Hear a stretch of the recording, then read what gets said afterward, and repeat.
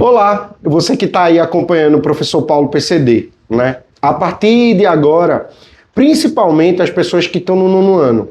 Então, eu vou começar aqui uma série, né? Uma série tratando sobre a questão do nazismo.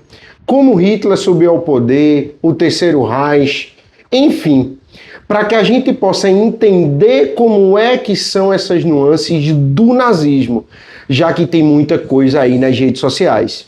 Então, eu quero agora que você preste bastante atenção. E tem trechos, muitos trechos, de documentários que passaram há cerca de uns 10 anos atrás, mais ou menos, no canal History Channel, né, que é um canal por assinatura lá atrás, que eu consegui coletar. Então você vai ver cenas reais, né? E você vai ver também a pessoa lá narrando, mostrando como foi a subida de Hitler ao poder e principalmente essa questão do Terceiro Reich.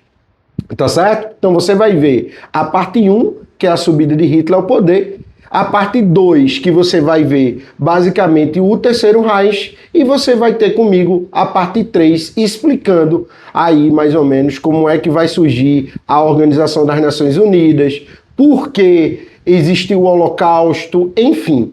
Então segue comigo essa aula que é imperdível, com cenas reais extraídas de um canal chamado The History Channel, que é um canal aí privado, né? Que é um canal de TVs por assinatura, enfim. E essas imagens foram coletadas há um certo tempo atrás. E eu acho importante que você assista e você preste bem atenção para entender como foi essas características desse processo histórico que até hoje ele, vamos dizer assim, insiste em estar no mundo, que não cabe mais ele. Ou seja, para falar do nazismo, a gente tem que entender o que foi o nazismo. Então, vem comigo para essa aula. Valeu! Professor Paulo PCD, onde a educação inclusiva não é futuro, é agora. E começa quando enxergamos o potencial de todos, mesmo além do que os olhos podem ver. Quando Hitler se tornou ditador da Alemanha, ele aplicou o que escreveu em seu livro, Minha Luta. Uma raça mais forte expulsará as raças mais fracas, pois o desejo vital esmaga os fracos para dar espaço aos fortes. Como Hitler conseguiu tomar o poder e se tornar o líder supremo, o Führer?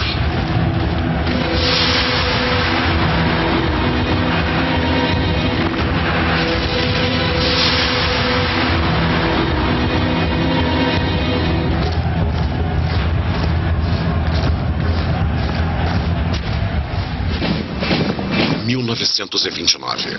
O Congresso do Partido Nazista é o verdadeiro começo do que o autor dramático alemão Bertolt Brecht chamaria de ascensão irresistível de Adolf Hitler. A nova e devastadora crise econômica, originária dos Estados Unidos, havia causado um caos no mundo todo, principalmente na Alemanha.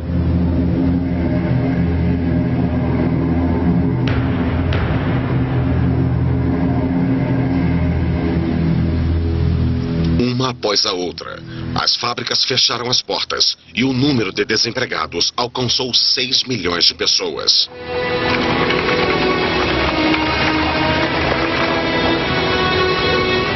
Desesperados, muitos alemães recorreram aos nazistas ou aos comunistas, que também tinham suas tropas paramilitares completas com uniformes.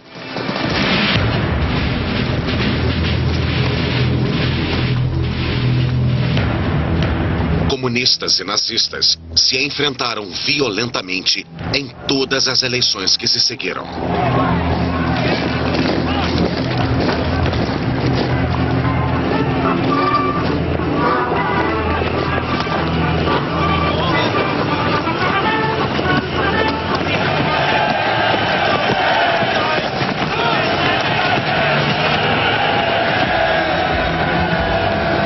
Hitler provocou a desordem, mas ao mesmo tempo afirmava ser o único homem capaz de detê-la.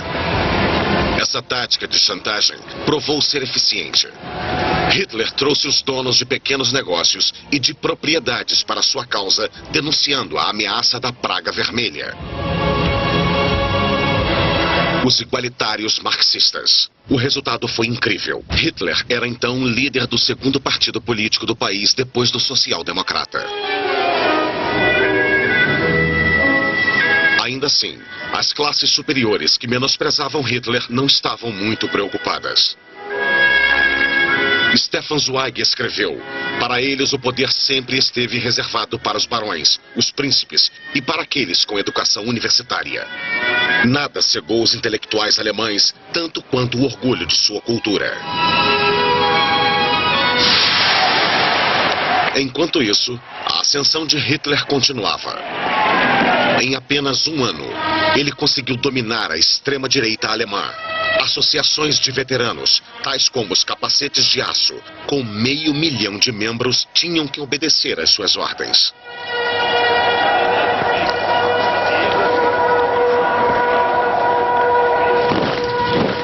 Por trás de sua postura de dominância, Hitler havia acabado de sair de um escândalo que poderia tê-lo arruinado.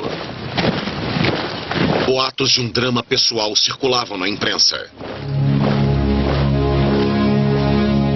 Ele tinha uma paixão secreta por sua própria sobrinha, Shelley Roval, de 23 anos. Ele a amava irracional e possessivamente. Ela havia acabado de cometer suicídio. Estava vivendo com o tio no apartamento dele em Munique e confidenciou a uma amiga: meu tio é um monstro. Ninguém nunca poderia imaginar o que ele exige de mim. Ela queria deixá-lo, mas estava morta. A imprensa lançou uma campanha contra Hitler, acusando-o de perversão sexual e até de ter assassinado Shelley. Extremamente deprimido, Hitler ameaçou se matar também. Sua comitiva preocupada decidiu agir. Seu fotógrafo, Heinrich Hoffmann, apresentou Hitler a uma de suas secretárias. Ela lembrava Shelley. O nome dela era Eva Braun. Era uma moça experiente e tinha as qualificações necessárias. Ela ficou encantada pela popularidade do líder do partido nazista. Hitler faria dela sua amante. Ele se declarava solteiro, casado somente com a Alemanha, para ganhar a empatia das eleitoras femininas. Ao lado dela, Hitler recuperou sua agressividade como animal político em uma época em que o fim do mandato do presidente alemão Hindenburg estava se aproximando. Hitler se candidatou para sucedê-lo em 1932. 10 anos depois de sua tentativa de golpe e prisão, Hitler estava prestes a se tornar presidente da Alemanha. Os alemães foram submetidos a uma intensiva campanha feita com pôsteres. O chefe da propaganda nazista, Joseph Goebbels, Hitler lidera 2 milhões de eleitores. Goebbels disse: tivemos um contratempo. Hitler se recusou a entrar para o governo e os eleitores não entenderam por quê. Amargurado, Goebbels leu os artigos da imprensa estrangeira. O Londonderry Herald escreveu: o hitlerismo como força-polícia está morto. O jornal francês Le Populaire, editado pelo eminente socialista Léon Blum, destacou em sua manchete: o fim de Hitler. Mas não. 3 meses depois, Hindenburg, ainda enfrentando a impossibilidade de formar uma maioria, finalmente nomeou Hitler chanceler da Alemanha. 30 de janeiro de 1933. Um estudante de Berlim, Sebastian Hafner, escreveu: acabei de ouvir as notícias. Estou aterrorizado. Por um instante, até consigo sentir o cheiro de sangue e lama. Vejo algo perigoso, como a grande pata suja de um predador, arranhando meu rosto com suas garras. Para alcançar seu objetivo, o lobo se disfarçou de cordeiro. Hitler acalmou Hindenburg, pedindo apenas 2 ministérios para os nazistas. O ministro do interior seria um policial de Munique chamado William Hermann Frick. Com Hermann Göring ao seu lado também para controlar a polícia. 2 cargos-chave. Hitler avançou através de subterfúgios. Seu objetivo era mostrar que os ministérios mais importantes haviam sido dados a conservadores. Franz von Papen, um ex-chanceler, e ao homem forte da extrema-direita, Alfred Hudenberg, ministro da Economia e Agricultura, um linha dura, agressivo e autoritário. Hitler chamou seu governo de Gabinete da Concentração Nacional, para fazê-lo soar como uma coalizão nacionalista em vez de um governo predominantemente nazista. Esse corpo reacionário acreditava que podia controlar Hitler.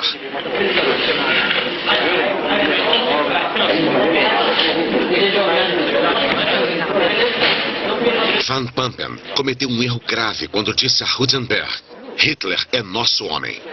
E Hudenberg respondeu: vamos fiscalizá-lo. Nessa mesma noite, dia 30 de janeiro de 1933, em Berlim e em todas as outras grandes cidades alemãs, Goebbels organizou um desfile à luz de tochas com um grupo veterano dos capacetes de aço, a SS, e de forma destacada as tropas de choque da SA.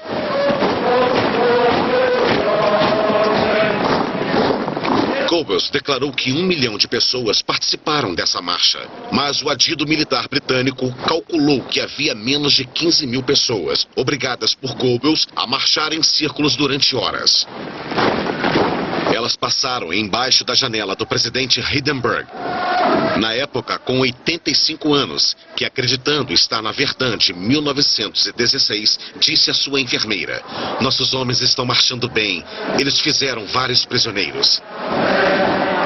Hitler, na chancelaria, recebeu uma agressiva homenagem. Louise Solmetz, uma professora de Berlim, disse: o clima era de embriaguez sem vinho. E adicionou: ouvi pessoas gritando: morte aos judeus. O sangue dos judeus jorrará pelo movimento das facas. Goebbels concluiu: é como um conto de fadas.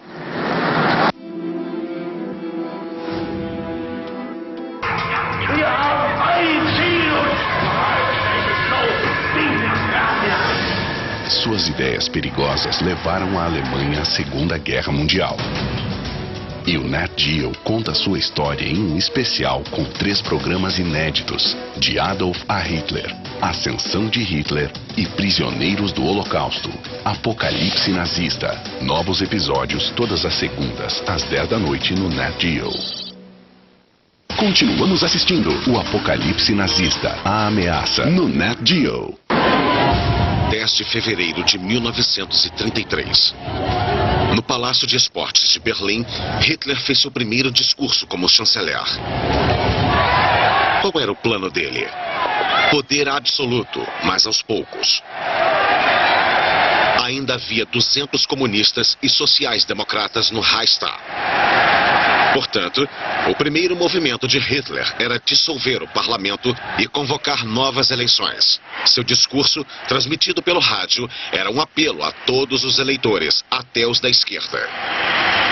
Und hege felsenfest Überzeugung, dass eben doch dann einmal die Stunde kommt,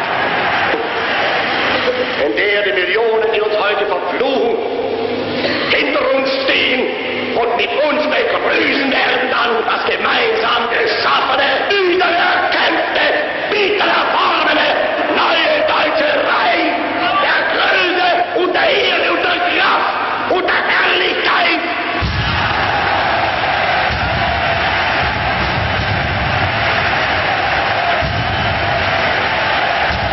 Com esse discurso relativamente conciliatório, Hitler continuou a avançar usando uma máscara. Goebbels, porém, queria esclarecer as coisas retornando à base, o antissemitismo e a violência como base para o eleitor nazista. Und wenn die jüdischen Zeitungen heute glauben, auf versteckte Drohungen und die nationalsozialistische Bewegung einschüchtern zu können, sie sollen sich hüten. Einmal wird unsere Geduld zu Ende sein und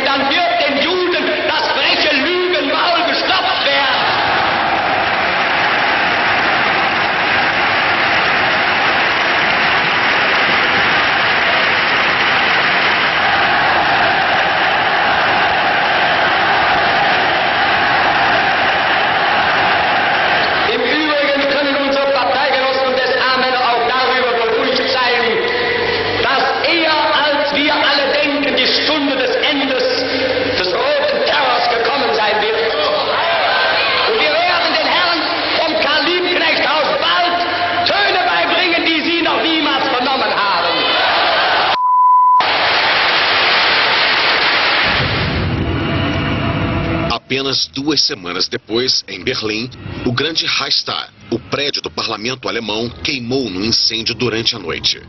Não sobrou nada desse poderoso símbolo da democracia alemã.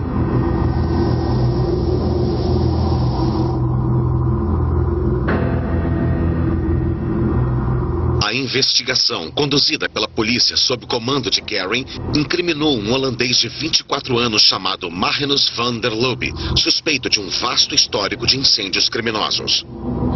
Rapidamente considerado culpado, ele foi para a guilhotina. Quem lucraria com esse crime? Os nazistas. Hitler e Göring levantaram o fantasma de um plano vermelho.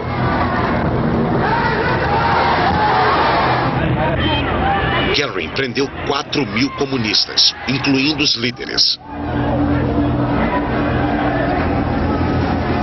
Mas o Partido Comunista ainda não era considerado ilegal, pois Hitler desejava manter a aparência da legalidade até as eleições legislativas que ele esperava que consolidassem seu poder.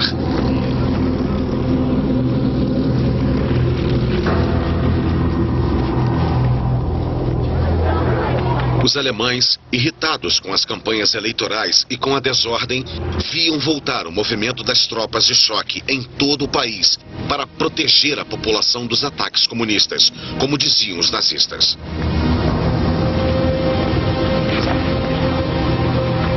As tropas de choque, então armadas, foram classificadas como auxiliares dos policiais. Em toda a Alemanha, as tropas assumiram posições em frente aos quartéis dos partidos esquerdistas e dos sindicatos dos trabalhadores. Mais uma vez, eles fomentariam a violência enquanto Hitler continuava a jogar o baralho eleitoral para garantir que o presidente Hindenburg ficasse cada vez mais exausto.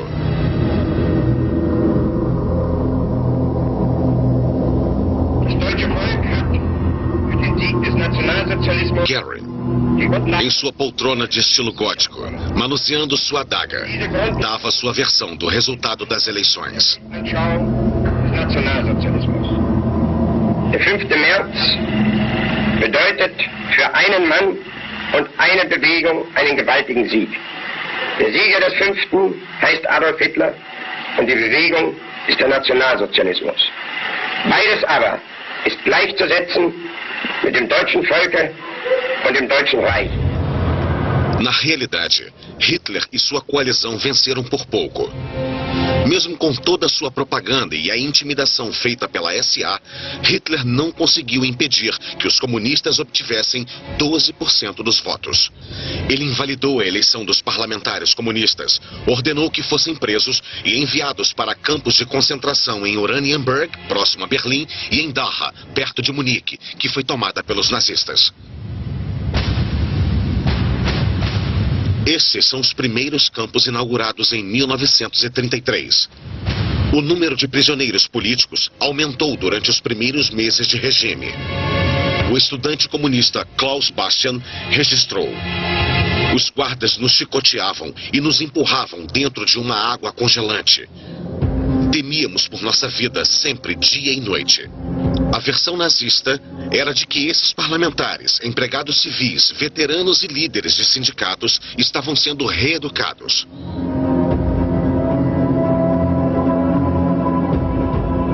A sinistra sombra da ditadura se espalhava sobre a Alemanha. Como o Reichstag não existia mais, Hitler comandou o novo parlamento da Royal Opera House, cercado pela SA e exigindo poderes ilimitados. Os membros comunistas foram expulsos, a maioria mandada para campos de concentração. Os 94 democratas sociais restantes tomaram coragem para votar contra Hitler. Eles também seriam presos e mandados para os campos, ou forçados a fugir do país. 441 membros, desde a extrema-direita até o centro católico, ouviram o longo e incoerente discurso de Hitler, cuja intenção era sustentar as ilusões do povo. Como sempre, ele prometeu o mundo, o fim do desemprego, alívio para fazendeiros e camponeses, respeito pela lei e, acima de tudo, paz. A Assembleia votou por seu próprio fim, dando a Hitler o poder total por 4 anos.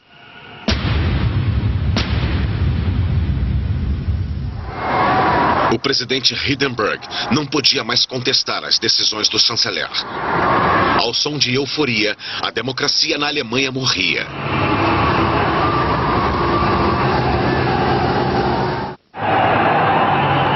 O fato de Hitler, cujo poder era baseado no antissemitismo, ter passado a liderar um dos países mais avançados do mundo em termos industriais, era visto como uma ameaça. No mundo todo, manifestações anti-Hitler como esta, em Nova York, protestavam contra sua crueldade. Seu obscurantismo e sua atitude antissemita. Todos pediam um boicote mundial contra produtos alemães. Para dissuadi-los, Hitler ordenou um boicote de um dia às lojas de donos judeus na Alemanha, o que deveria soar como um aviso. Os judeus na Alemanha ficaram horrorizados ao verem a SA espalhar o seguinte aviso: nem um centavo para o capitalismo judeu. Comprem produtos alemães. Os judeus são a causa da nossa decadência. Foi o início da perseguição. Edwin Landau, dono de uma grande loja no leste da Prússia, escreveu antes de emigrar para a Palestina com sua família: eu mudei completamente em poucas horas. Este país e seu povo, que eu respeitava e amava até então, de repente se tornaram meus inimigos. Eu não era mais alemão, ou não tinha mais o direito de ser alemão. Eu tinha vergonha de ter um dia pertencido àquela nação. Tinha vergonha da confiança que eu havia depositado em tantas pessoas, que agora haviam tirado a máscara e se revelado como meus inimigos.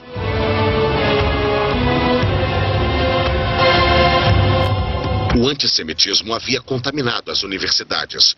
O nazismo estava pervertendo a mente das pessoas, fazendo-as se voltarem contra toda a cultura moderna, impondo uma ideologia intolerante e castrada que levaria os estudantes a queimarem livros. O líder socialista francês Léon Blum escreveu: era necessário que na Alemanha comunistas e sociais-democratas lutassem juntos.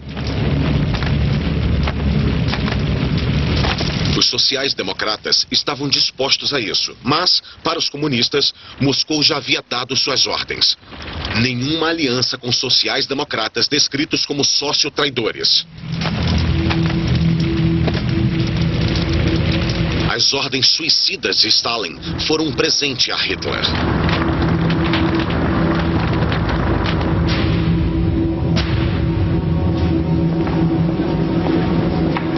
Ele anulou os sindicatos e tornou ilegal o Partido Social Democrata.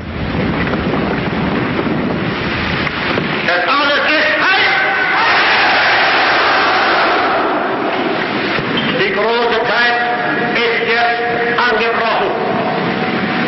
Deutschland ist nun erwacht. Die Macht haben wir nun in Deutschland gewonnen. Nun gilt es, das deutsche Volk zu gewinnen. O povo alemão, por sua vez, podia tirar férias. Henceforth, o partido nazista era o único partido legal. Seus slogans antissemitas não pareciam abalar muita gente. As pessoas eram, em sua maioria, indiferentes ao destino de seus compatriotas judeus, que, afinal de contas, somavam apenas 500 mil pessoas, menos de 1% da população. Metade dos judeus alemães conseguiu emigrar. Gerda Blankman lembra: conseguimos embarcar sob a condição de desistir de tudo que era nosso.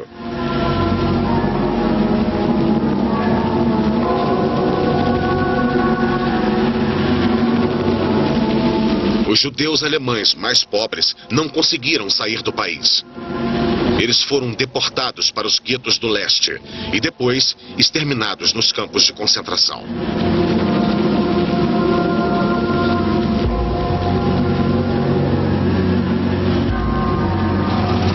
Os que que se opunham ao regime fugiam se conseguissem para onde era possível, principalmente para a França, onde mais tarde acabaram sendo presos pela ocupação alemã durante a guerra e entregues aos nazistas. Muitos deles não conseguiram fugir a tempo, e os que escolheram ficar e continuar a luta foram capturados e martirizados nos campos.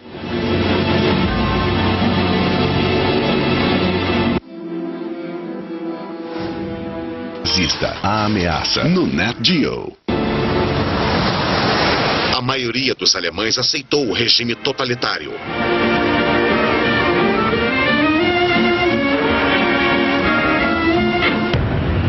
Alguns começavam o dia hasteando a bandeira com a suástica, o emblema oficial da Alemanha.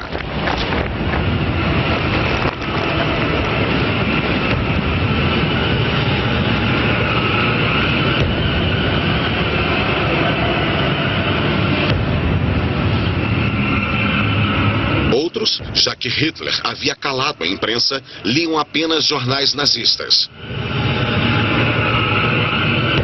As filhas deles também aprenderam a saudação compulsória. Seus filhos entraram para o Hitlerjugend, o movimento da juventude de Hitler, que aprimorava suas tendências agressivas. Na escola, os professores mostravam aos alunos como manusear armas.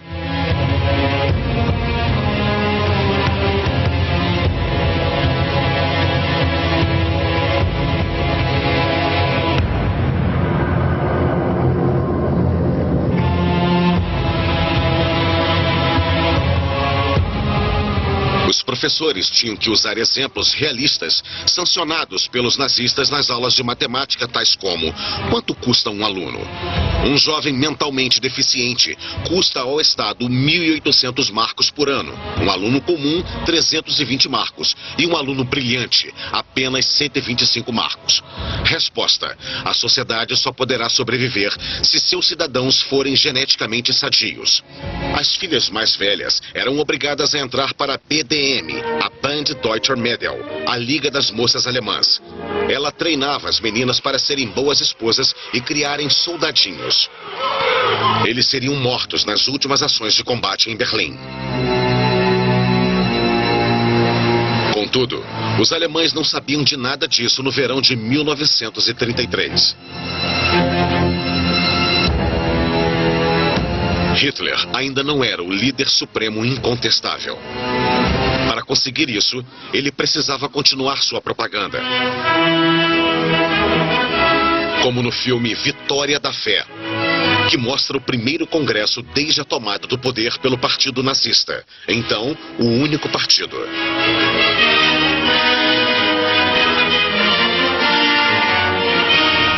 Hitler estava fascinado pelo talento da jovem diretora Leni Riefenstahl, que o encantava com sua energia e beleza.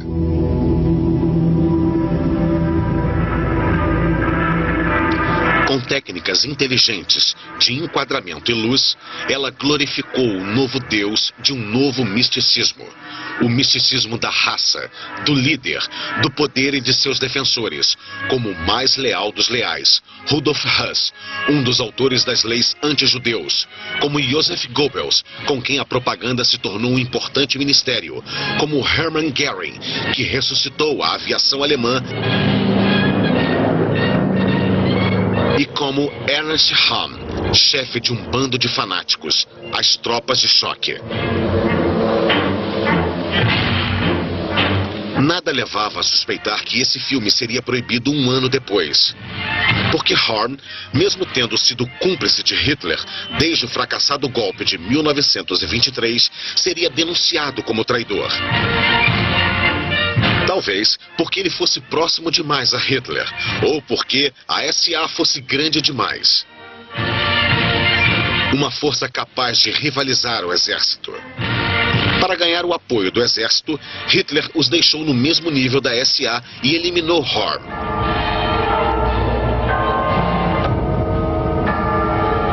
Tudo começou no verão seguinte, quando Hitler viajou para a Itália para se encontrar com Mussolini em Veneza. 14 de junho de 1934. Hitler ficou impressionado com seu colega mais velho, seu exemplo. Ele estava buscando a aprovação de Mussolini para seu plano de anexação da Áustria. Mussolini recusou. Ele não queria alemães se reunindo em suas fronteiras. Ele não se entusiasmava com Hitler e disse: "Ele me faz pensar no monge falador." Ele o levou para dar um passeio em Veneza, começando sutilmente com sua frota de navios de guerra, já que Hitler não tinha nenhuma força naval. Hitler retornou a Berlim mortificado. Ele então entendeu que não conseguiria dar continuidade a seus planos até que reorganizasse as forças armadas.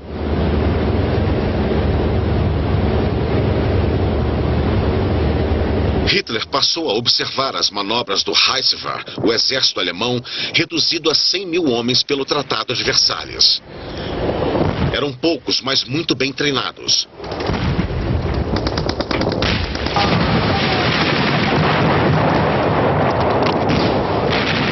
Hitler sabia que para guerrear, ele precisava de generais, almirantes, oficiais competentes, estrategistas e especialistas treinados.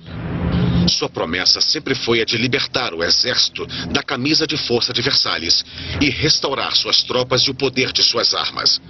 Mas os generais queriam mais, em especial, se livrarem de Hohm e de suas tropas de choque que estavam em posição de suplantar o exército.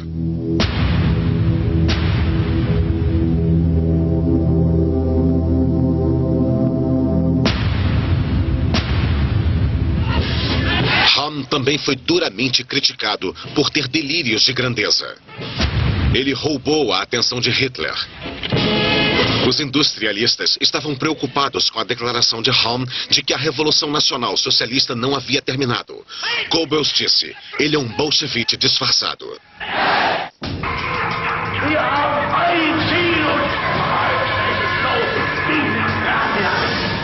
Suas ideias perigosas levaram a Alemanha à Segunda Guerra Mundial.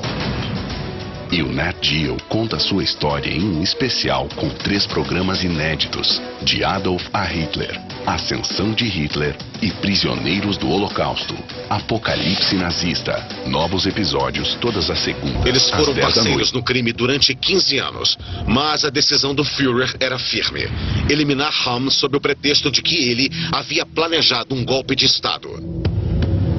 Hitler escolheu seus executores: Himmler, chefe da SS; Heydrich, líder da Gestapo; Sepp Dietrich, um ex-açougueiro que liderava os guarda-costas do Führer.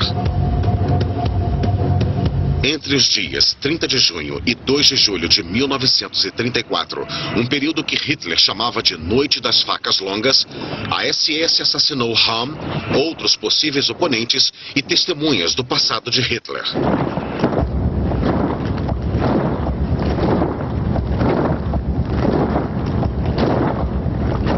Com Hohm fora de jogo, as tropas de choque perderam toda a sua influência e passaram a ser usadas apenas para manter a ordem. O exército e os barões industriais estavam satisfeitos, e Sepp Dietrich foi promovido a general da SS. Quando Leni Riefenstahl dirigiu seu filme seguinte, Triunfo da Vontade, no Congresso do Partido Nazista de 1934, apenas os uniformes pretos da SS eram vistos marchando atrás de Himmler. Hitler estava sozinho no topo da pirâmide. Um mês depois da Noite das Facas Longas, o último presidente da República, Marshall Hindenburg, morreu aos 87 anos. A democracia estava morta e enterrada há muito tempo. O totalitarismo continuava sua marcha implacável. Hitler se tornou comandante das Forças Armadas. Seu poder era absoluto. Todos os soldados deviam fazer um juramento de lealdade ao Führer, nosso líder e líder de todo o povo alemão, Adolf Hitler. Adolf Hitler!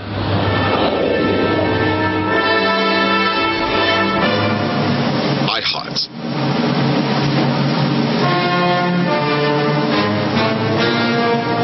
Hitler foi ao festival de Bayreuth para apreciar a música de Wagner, seu compositor favorito. Julho de 1935.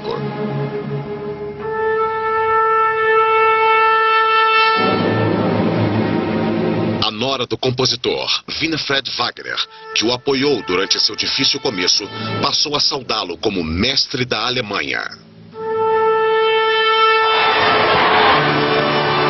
Hitler podia então olhar para trás e ver a que distância chegou. Ele conseguiu realizar o sonho de sua juventude, encarnar Rienz, seu herói wagneriano favorito, que se sacrificou por seu adorado povo.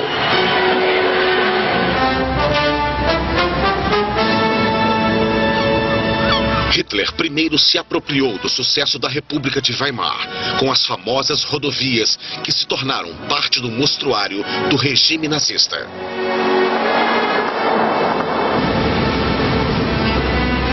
Em seguida, Hitler atacou aprovando as leis raciais de Nuremberg.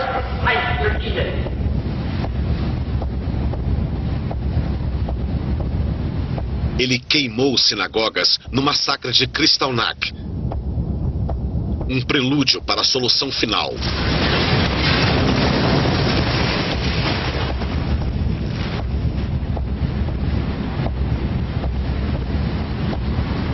E violou o Tratado de Versalhes, reocupando zonas desmilitarizadas em 1919.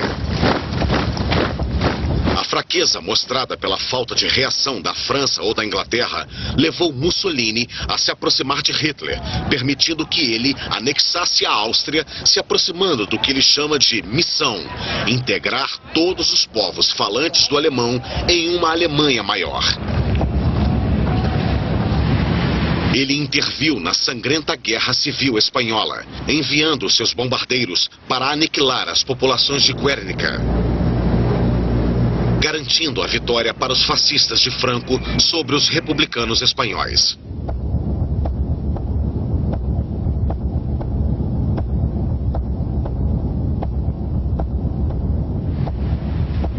Hitler sonhava com um grande exército, como o de Napoleão, que ele liderou até Moscou. Ao mesmo tempo que proclama seu desejo por paz. Wir wollen einst ein Reich sehen, und ihr müsst euch schon dafür erziehen. Wir wollen, dass dieses Volk einst gehorsam ist, und ihr müsst euch in den Gehorsam üben. Wir wollen, dass dieses Volk einst friedliebend und aber auch tapfer ist, und ihr müsst friedfertig sein.